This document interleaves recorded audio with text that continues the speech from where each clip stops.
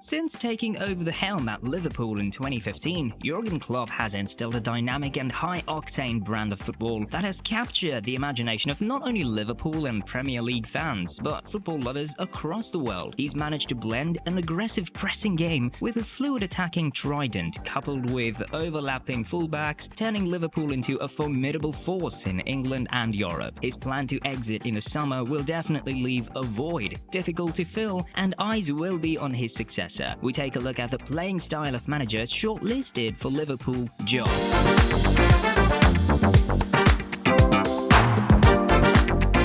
Has been without a club since leaving Real Madrid in 2021, even though he's been courted by a number of clubs including PSG, Man United and more recently the Algerian national team. Could he be among the first choice for the Liverpool managerial role? Him not being active since for more than 2 years, and the fact that his only first team coaching role has been at Real Madrid could work against him, but he still remains a top manager. When the Frenchman joined Real Madrid in his first ever press conference, he promised to introduce a new playing style at the club. Football with a personal touch, with attacking play and balanced possession, with possession and speed, the main principles of his team, and that's exactly what he did. His Real Madrid side was devastating in attack, which was also aided by the crop of players he had, and they were equally impressive in possession. Perhaps Zidane's most impressive trait is his ability to adapt tactically depending on the players he has. In his first season at Real Madrid, he used a 4-3-3 formation with a front three of Gareth Bale, Cristiano Ronaldo and Karim Benzema. In a similar manner, Klopp used Mohamed Salah, Roberto Firmino and Sadio Mane, but this formation later evolved into a 4-diamond-2. The Frenchman has always demonstrated tactical flexibility and was always able to come up with solutions even when faced with challenges. For instance, he managed to replace Bale with Isco when the Welshman proved controversial. Fans have in the past questioned Zidane's ability to adjust tactically, but he has for sure shown that he is able to adjust.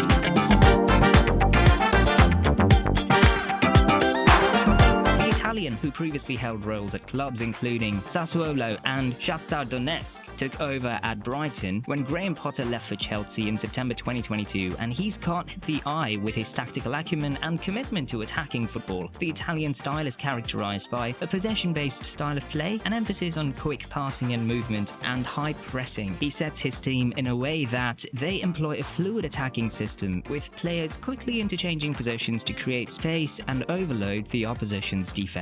His idea and style of play revolves around possession football, where his team aims to dominate the ball and control the overall play. His teams showcase a display of tactical intelligence, characterized by short passing, movement, and creating an aesthetic appeal that leaves fans in awe. The concept of possession is central to De Zerbi's football philosophy. His teams prioritize ball distribution and circulation, and patient build-up play, carefully moving the ball from defense to the final third of the pitch. His ability to dominate the midfield is a key part of his philosophy as well. His teams are able to maintain possession, create attacking opportunities, and even dictate the tempo by controlling the central areas of the pitch. This dominance in midfield gives De Zerbi's team an advantage, allowing them to easily transition from defense to attack, quickly progressing the ball into the final third and putting pressure on the opposition. In his tactics, he stretches the opposition's defense by making good use, which creates spaces in midfield. We've seen him use the likes of Kaoru Mitoma and current Liverpool star Mac Allister to devastating effect. One other key tactic in his book is the use of a third man. Arguably, this is his winning formula. The third player serves as a pivotal figure in facilitating the build-up of play, actively participating in creating passing triangles. This strategic deployment of the third man gives the team additional passing options, enhancing ball circulation and enabling efficient advancement up the field. De Zerbi has, over the last couple of seasons, proved to be one of the soundest coaches tactically in Europe's top leagues, and now you see why. If given the choice to coach Liverpool, fans should be excited to what he will bring. From his ability to read the game, to implementing philosophies that actually yield results, and playing some entertaining brand of football, he'll be perfect.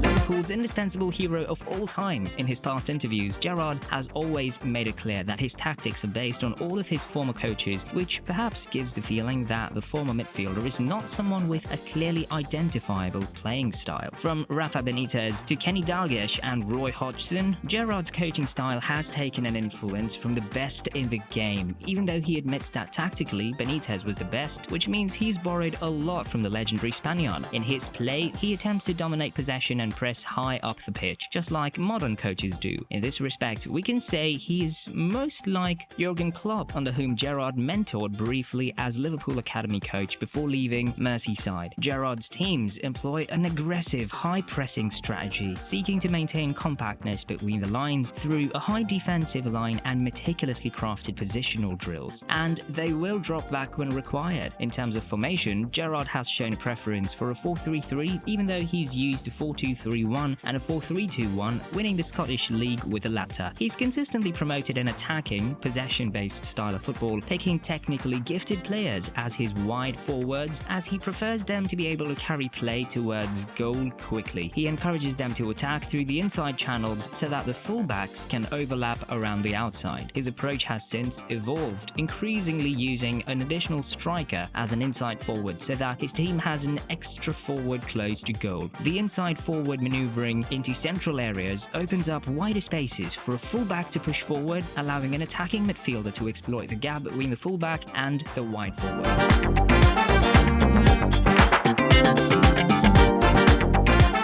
Flick for his treble-winning success at Bayern Munich. His tactical approach at the German Giants emphasized relentless high-intensity play with a focus on breaking midfield lines and exploiting width. He, however, enjoyed enormous success by deploying a 4-2-3-1 formation. Flick used that shape for most of his Bayern Munich reign and also stuck with the formation predominantly for Germany before he was relieved of his duties. Pressing and counter-attacks are a big part of Flick's playing style. We saw during his tenure at Bayern, they were particularly ruthless in winning back the ball and quickly making their opponents pay in the final third. When in possession, fullbacks in Flick's teams generally provide a real attacking outlet, with central midfielders mostly providing defensive cover.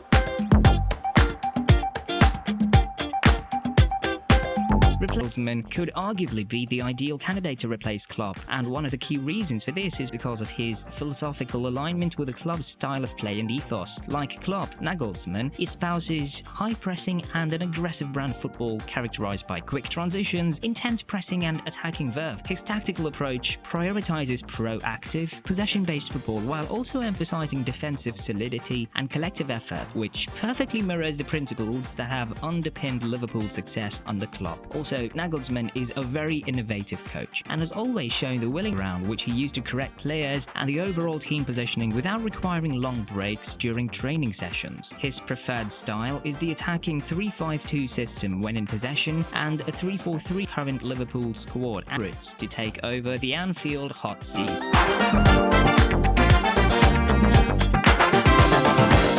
The Special One is one of the most experienced managers in world football currently, and as such, you would expect him to have quite a number of tactics in his book. The most popular have been the 4-3-3, the 4-4-2 with Diamond, the 4-4-1-1, and the 4-2-3-1. In regards to his playing style, Mourinho, just like many experienced managers, is very flexible and adapts the style of play depending on the players he has at his disposal. He also adapts to the specific conditions and tactics of every single match, matching his team to best play against the opponents of the day. The Portuguese can read the game perfectly and react immediately to any changing game situation to produce the best results for his team. His teams can be high pressing like at Porto and Chelsea during his first spell at the London club, or they can defend in a middle or low block. In the attacking front, his teams can be both dominant as Real Madrid were during that memorable second season, or give the initiative to the opposition in terms of possession and focus on counter-attacking. This all depends on the players the Special One has at his disposal and his preferred tactics. It's not easy to predict Mourinho's tactics during the attacking phase. The build-up can vary from playing direct long balls from the goalkeeper or the defenders, or using short passing in order to move the ball between the lines. However, both with Chelsea and Real Madrid, Mourinho favoured using right-footed players on the left.